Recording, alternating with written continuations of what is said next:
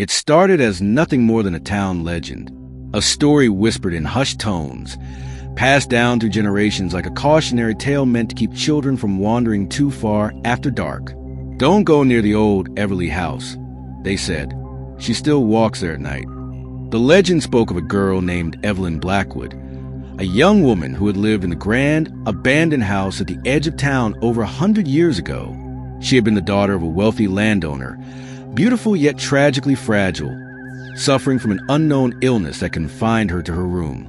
One night, in the dead of winter, she was found lifeless in her bed, her pale hands clutching a letter no one ever read. The house was left untouched, the Blackwood family vanishing without a trace. But the town remembered, and so did she. It was a story everyone dismissed until we saw her for ourselves. It started as a game, the kind teenagers play when boredom meets curiosity. My friends and I had spent our summer pushing boundaries, chasing the thrill of the unknown. And so, when the topic of the Everly house came up one night at a bonfire, it was inevitable that someone would suggest we check it out. "Come on, Jake." Oliver nudged me with a smirk. "You're the one who always says ghosts aren't real. Let's prove it." The others laughed, their faces glowing in the firelight. I hesitated, not because I believed in ghosts, but because I knew how these things usually went. A group of kids breaking into an abandoned house, thinking it was all fun and games, until it wasn't. But I wasn't about to back down. "Fine," I said, "let's go." So there we were, standing before the Everly house as the clock struck midnight. The mansion loomed before us, its once pristine walls now covered in ivy and decay. The air was thick with an unsettling stillness, as if the house itself was holding its breath. With a deep inhale, I pushed open a rusted gate, and we stepped inside. The interior was eerily preserved, as though the Blackwoods had simply vanished in the middle of a conversation. Dust-covered furniture sat undisturbed. A chandelier hung precariously above us, its crystals dulled by time. A grand piano stood in the corner, its keys yellowed, yet untouched by the elements. It was Oliver who spoke first, his voice hushed. It's like they never left. Our footsteps echoed unnaturally, swallowed by the oppressive silence. We moved cautiously, our flashlights cutting through the darkness. A faded portrait hung above the fireplace, a girl with deep-set eyes and a solemn expression. Evelyn Blackwood. She was pretty, Emma whispered, reaching up to brush away the dust. As she did, the temperature in the room dropped. A cold breath of air rushed past us. The hairs on my arms stood on end. Then we heard it, a soft creaking sound. We turned, our eyes darting toward the grand staircase. It was old, likely settling from our movement. At least, that's what I told myself. But then it happened again, only this time it was deliberate, a footstep, and then another, coming from upstairs. I felt my throat tighten. My friends had heard it too. No one spoke, no one moved. We just stood there, waiting. Then, from the top of the stairs, a shadow appeared, a figure dressed in white, her long, tangled hair obscuring her face. Her bare feet made no sound against the wood, yet we could see her moving. Her presence was unnatural, as if she were gliding rather than walking. My breath hitched. Every instinct in my body screamed for me to run, to get out of that house. But something held me there. She lifted her head slightly, and though her eyes were veiled behind a curtain of dark hair, I felt her looking at me. A whisper, soft as a wind, slipped through the air. "Why are you here?" I didn't answer. None of us did. Then, before our eyes, she vanished. Not faded, not ran, just gone. The silence that followed was deafening. Then, like a switch being flipped, Oliver snapped. "Go, go, go." We bolted, stumbling over furniture, shoving past each other in our desperate attempt to escape. We didn't stop until we were halfway across the town, panting, shaking, unable to comprehend what we had just seen. That night, I barely slept. My mind kept replaying the vision. The girl at the top of the stairs, the way she moved, the way she spoke. It had felt real. Too real. By morning, I had almost convinced myself that it had been an illusion, a trick of the mind fueled by the ghost stories we had grown up hearing. But then, something strange happened. My phone buzzed. It was a message from Emma. "Check your window." Confused, I pulled back my curtains, and my heart nearly stopped. There, standing in the middle of my street, was the girl. She was watching me. I stumbled backward, my pulse hammering against my ribs. When I looked again, she was gone. I wasn't the only one. Oliver called me minutes later, his voice frantic. "Jake, she was at my house. I swear to God, I saw her outside my room. Emma too, and Isaac. One by one, we all saw her. It didn't matter where we were, at home, at school, even in broad daylight. Every night, she came back, and she was getting closer. By the third night, the fear had fully settled in. Sleep became impossible. Every shadow, every flicker of movement set my heart racing. Then came the whisper. This time, I wasn't in the Everly house. I was in my own bed, staring at the ceiling, trying and failing to push the image of her from my mind. But then, clear as day, I heard it. Leave before it's too late. A chill ran down my spine. This wasn't just a ghost story. It wasn't some old legend passed down through generations. She was real, and she was trying to tell us something. Something that none of us were ready to hear. It started with Isaac's younger sister, Lily. She was only 8, too young to know the stories, too innocent to be caught up in whatever was happening to us. But then one morning, Isaac showed up at my house, pale and shaken. Lily saw her, he said, voice barely above a whisper. I felt a cold weight settle in my stomach. What do you mean? She woke up in the middle of the night and saw a girl standing in her room. She said the girl was whispering something over and over again, but she couldn't understand the words. A chill ran through me. I wanted to believe Lily had been dreaming, that her mind had somehow latched onto our paranoia. But deep down, I knew the truth. She was reaching beyond us now. Sleep became a luxury none of us could afford. Every night, she appeared, sometimes outside our windows, sometimes standing in the distance, watching. The worst part? She was getting closer. At first, she would linger at the edges of our vision, a ghostly silhouette beneath the streetlights. Then, she started appearing nearer, at our doorsteps, outside our bedrooms, even inside our dreams. But it wasn't just us anymore. Others began to see her. That same evening, I met with the others, Oliver, Emma, and Isaac, at the town's old library. If Evelyn Blackwood really had died 100 years ago, there had to be records, something that could explain why she hadn't moved on. We spent hours digging through archives, old newspapers, even census records. The deeper we searched, the stranger the details became. Evelyn hadn't just died in that house. She had vanished. According to an article from 1923, her body had never been recovered. The Blackwood family had reported her death, even held a funeral, but there had been no burial, no coffin, no remains. That's when we found the letter. It was hidden in an old town ledger, a brittle, yellowed note addressed to a Mr. Blackwood. The ink had faded, but the words were still legible. She is not gone. She will not leave. Until the truth is known, she will return. My skin prickled. What does that mean? Emma asked, her voice trembling. It means, I said slowly, my heart pounding, Evelyn Blackwood wasn't just another ghost. She's looking for something. And then, as if to confirm our fears, our phones buzzed simultaneously. We looked down. A single message from an unknown number. Come back before it's too late. The message sent our fear into overdrive. None of us had told anyone what had happened in the Everly house that night. No one outside our group knew. So, who or what had sent it? There was only one way to find out. We had to go back. At exactly midnight, we stood once again before the decaying mansion. The air was thick with silence, the kind that presses against your eardrums, making everything feel heavier. This is a bad idea, Oliver muttered, shifting nervously. Like, the worst idea we've ever had. He wasn't wrong, but something was pulling us back. The front door was unlocked, just as before. We stepped inside, the air inside colder than the night itself.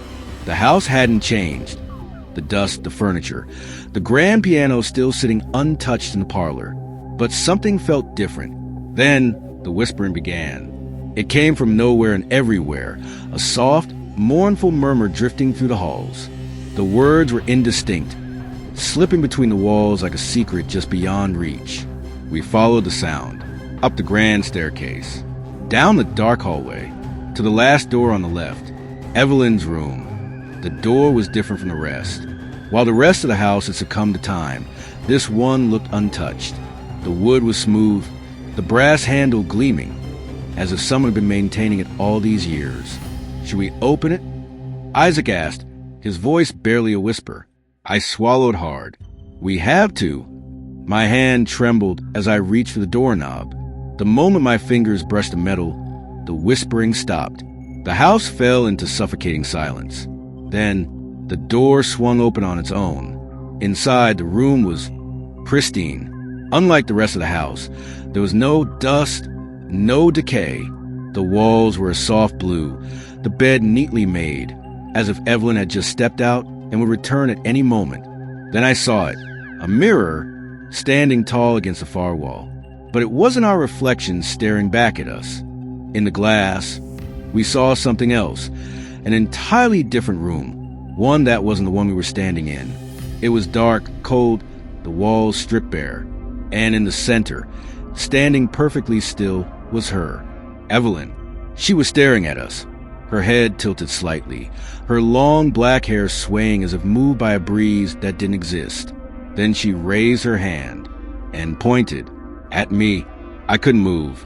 My breath caught in my throat as her lips parted, forming silent words. Then, suddenly, the whispering returned, louder this time, almost frantic. It wasn't coming from Evelyn. It was coming from the walls. Something was trying to warn us. And then Evelyn took a step forward, toward us. The mirror cracked. A sharp, ear-piercing scream filled the room, and the entire house seemed to breathe. The walls shuddered, the lights flickered wildly, and before we could even think, the door behind us slammed shut. We were trapped, and Evelyn was coming through. A force hit me like a shockwave, throwing me backward. My head slammed against the floor, and for a brief second, my vision blurred. But in that instant, just before I blacked out, I saw something. A flash of the past. A girl locked away in this very room, scratching at the door, begging to be let out, crying, screaming.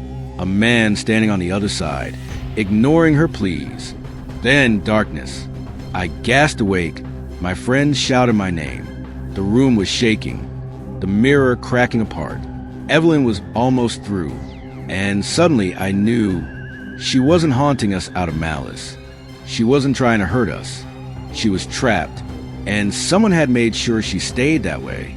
We had to find out who before she pulled us in with her. The room was collapsing around us. The walls trembled, the mirror shattered, and Evelyn was almost through. Her pale hands pressed against the fractured glass, her hollow eyes locking onto mine. We had to get out. Move! I yelled, grabbing Emma by the wrist and dragging her toward the door. Oliver and Isaac were already trying to force it open, but it wouldn't budge. The entire house felt alive, like it was breathing, twisting, keeping us inside. Then, just as suddenly as it had started, everything stopped. The shaking ceased. The air stilled. The broken mirror was gone. The door stood open, as if nothing had ever happened. But we knew better. Something wanted us to leave. We didn't stop running until we were far from the Everly house, our lungs burning, our minds reeling. None of us spoke for a long time. Then Isaac broke the silence. You saw it too, right? He asked, his voice barely above a whisper. I nodded. The vision, the man outside her room. He locked her in. Emma rubbed her arms, shivering. Who was he? And why was Evelyn trapped? We need more answers, I said, already knowing where we had to go next. We have to find out who the Blackwoods really were. So the next day, we returned to the library, and what we found changed everything. Hidden in the archives was a record we had somehow missed before, a document detailing the Blackwood family's history. The father, Charles Blackwood, the mother, Beatrice Blackwood, and their only daughter, Evelyn. But beneath those names was another one. A son. Wait, Oliver muttered. Evelyn had a brother? The name beneath hers read, Edgar Blackwood. There was only one problem. No one in town had ever heard of him. We scoured every newspaper, every historical document, every town record. There was no mention of Edgar Blackwood. It was as if he had been erased from history. But we weren't the only ones looking. That night, at exactly midnight, I woke up to a notification on my phone. Another message from the unknown number. Look on the floor. A cold dread settled in my stomach. I didn't reply. I didn't even breathe. Then my phone buzzed again. Before he finds you. I sat up, my heartbeat hammering in my chest. A dark shape shifted outside my window. It wasn't Evelyn. It was something else. And it was watching me. The next day, we returned to the Everly house. This time we came prepared. Crowbars, flashlights, a will to survive. The house welcomed us with silence. The air was thick with dust, with secrets buried beneath a century of neglect. We followed the message's clue. The floor. Back in Evelyn's room, we started searching, though it felt solid beneath our feet. But near the bed, something was off. A section of the floorboards sounded hollow. Isaac pried them open, and what we found beneath made my blood run cold. A door, locked, sealed, hidden away beneath the floor. A trapdoor. We exchanged nervous glances. None of us wanted to be the first to go down, but we had come too far to turn back. So I took a deep breath, gripped the handle, and pulled it open. The whispering returned, but this time it wasn't Evelyn.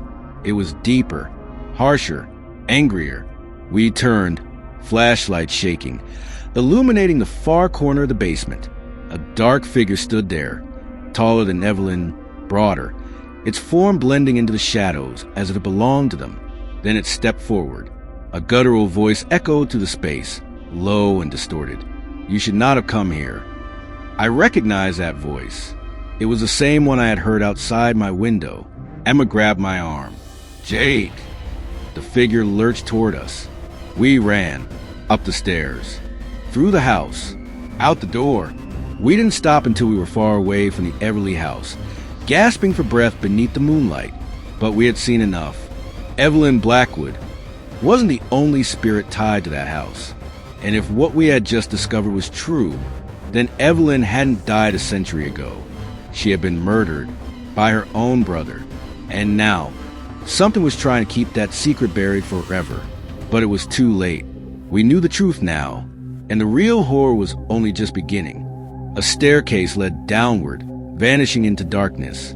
The air that rushed up was stale, tinged with something rotten. One by one, we descended. At the bottom, we found another room. Unlike the rest of the house, this one hadn't decayed. The walls were lined with bookshelves, the floor covered in a thick red carpet. It looked lived in, and at the center of it all stood a chair. Strapped to it were the remnants of someone's bones. Emma gasped, covering her mouth. Oliver turned away. What the hell is this? I stepped forward, my breath shaky. The bones were old, brittle, held together only by the framed remains of a suit. Whoever this had been, they had died here. I looked at the walls, scribbled across them, over and over again, with the same words. She is not dead. She will not leave. And beneath it, one final message. He locked me away, but he won't keep me here forever. Then, as if the house itself had been waiting for us to understand, a cold gust of wind swept through the room, and behind us, in the darkness, something moved. We had uncovered a truth that was never meant to be found. Edgar Blackwood, Evelyn's brother, had been locked away in that hidden room beneath the Everly house. But why? And who had trapped him there? The more we learned, the more the pieces started falling into place. Evelyn Blackwood hadn't just vanished. She had been silenced, and something or someone was making sure her story remained buried. None of us slept that night. The moment we left the Everly house, the air around us felt different, like the town itself had turned against us. Isaac got another message around 3 a.m. Leave it alone before it finds you. It wasn't from the same number as before. It came from a block sender. Who else knew what we had found? And what exactly was it? None of us wanted to say it out loud, but we all knew. The figure in the basement, the one that had spoken to us, wasn't just a spirit. It was him, Edgar Blackwood. But if he had been locked away and died in that room, how was he still here? And more importantly, what did he want? The town was unusually silent the next morning. The streets felt emptier, the houses darker. It was like the whole place was watching us. Then, just as we were about to meet at the library, we saw her, Evelyn. She was standing at the far end of the street, just beneath a flickering lamppost. Her dress moved with the wind, but she didn't. She just stood there, watching, waiting. Emma gripped my arm. She's getting closer. I stepped forward, heart pounding. What do you want from us? For the first time, Evelyn moved, her head tilted slightly, her long black hair falling over her face. Then her lips parted, whispering something too soft to hear. And suddenly, the air around us grew cold. The streetlights flickered. The wind howled. The entire town seemed to exhale, a breath we didn't know it was holding. Then Evelyn took a step forward, and behind her, in the shadows, something else moved. A darker shape, taller, stronger. Edgar. We ran. We didn't stop until we were back inside the library, slamming the door shut behind us. For the first time, I realized something terrifying. Evelyn had never chased us. She had been warning us. And Edgar? He was a real nightmare. We had spent so much time fearing Evelyn's ghost, convinced she was the one haunting us. But what if she had never been a threat? What if she had been hiding from something far worse? Isaac turned to me, breathless. We need to end this. Emma was shaking. How? We don't even know what he is. Oliver's voice was grim. Then we find out. The last clue. We dug deeper. In the oldest records, we finally found what we were looking for. An entry from 1923. A letter written by Charles Blackwood himself. He is no longer my son. He is something else. We have sealed him away beneath the house. It is the only way. The letter was never sent. Instead, it had been tucked away, hidden among the town's forgotten history. But what did it mean? How could someone become something else? And why had the Blackwoods chosen to imprison Edgar instead of simply letting him die? Then Emma's voice broke the silence. Look at this. She pointed to an old newspaper clipping. The headline sent a chill down my spine. Missing children found dead near Blackwood estate. The article was dated the same year Edgar was locked away. We read on, horrified. The bodies had been found in the woods surrounding the estate. There were 5 of them. Each child had gone missing over a span of months. And the last one to disappear? Evelyn Blackwood. It all made sense now. Edgar Blackwood hadn't been erased from history. He had been hidden because he wasn't just another member of the Blackwood family. He had become something else. Something that had needed to be sealed away. And now, because we had disturbed his resting place, we had set him free. I swallowed hard. We have to go back. Isaac stared at me. Are you insane? If we don't stop this now, he won't just haunt us. He'll spread. He'll consume whatever's left of this town. Emma clenched her fists. Then let's finish it. We gathered our things. Salt, iron, whatever weapons we could carry. And as we stepped out of the library, I saw them, both of them, Evelyn and Edgar, standing together in the distance. Only this time, Evelyn wasn't alone. She was pointing directly at us. The final confrontation was coming, and none of us were ready. The house loomed before us, silent and waiting. Its windows were black voids, its walls breathing with an unseen pulse. It wanted us to enter, and we had no choice. We stepped inside. The floor creaked beneath our feet as we moved through the abandoned halls. Dust clung to the air, and the scent of old would mix with something rotten. The house knew we were here, and so did he. Emma clutched my arm. Do you feel that? The temperature had dropped, not just a little, drastically. Our breath misted in the air. The walls groaned, stretching and shifting like something was alive beneath them. Then, from deep within the house, we heard it, a low chuckle, a voice that was not human. You came back. The words slithered through the air, surrounding us. We spun around, searching for the source, but the shadows moved on their own. Then Evelyn appeared. We had spent so much time fearing Evelyn, convinced that she was the one haunting us. But the truth was far worse. Evelyn had been warning us. And now, standing at the edge of the Everly house, with the cold night air pressing against my skin, I finally understood. We weren't the first to disturb Edgar's prison, but we had to make sure we were the last. She stood at the base of the stairs, her pale face filled with desperation. She shook her head. You have to leave. Her voice was a whisper on the wind, barely audible. But before we could respond, something yanked her backward into the darkness. And then, the house erupted into chaos. The walls shook, the windows shattered. The door slammed shut behind us. We were trapped, and Edgar was coming. We sprinted toward the basement. It was the only place we could go, the only place that held the key to ending this. The hidden door was still open, leading to the underground room where Edgar had been sealed away. The air was thick with rot, with decay, with him. And then we saw the markings. Symbols carved into the walls. A ritual, ancient and unfinished. They tried to bind him here, Oliver whispered. But something went wrong. Isaac grabbed my shoulder. Then we finished it. I didn't know if it would work, but it was our only chance. We grabbed the remaining chalk, the scattered candles, and tried to decipher what the Blackwoods had started a century ago. But Edgar wouldn't let us. The lights went out, and in the blackness, we heard his voice. You think you can stop me? A shape emerged from the shadows. Not human, not fully real. He was darkness itself, moving like smoke, twisting and shifting. His eyes burned, empty pits of pure malice. He reached for Isaac. Isaac screamed, his body convulsed, his skin turning pale, his breath coming in short, desperate gasps. Edgar was draining him, pulling the life from his body. I grabbed the iron blade we had brought and swung. The moment the blade touched Edgar's form, he recoiled, hissing like a wild animal. Finished the ritual. I shouted. Emma and Oliver scrambled to complete the symbols. The air around us grew heavier, the shadows thrashing against the walls like living things. Edgar lunged again, but this time Evelyn appeared. She stepped between us and her brother, her translucent form glowing with an eerie light. No more. Her voice was stronger now, filled with resolve. She raised a hand, and for the first time, I saw something I hadn't noticed before. Chains, spectral and glowing, wrapped around Edgar's limbs.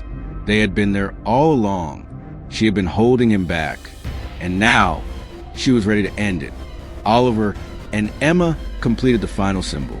The room exploded with light.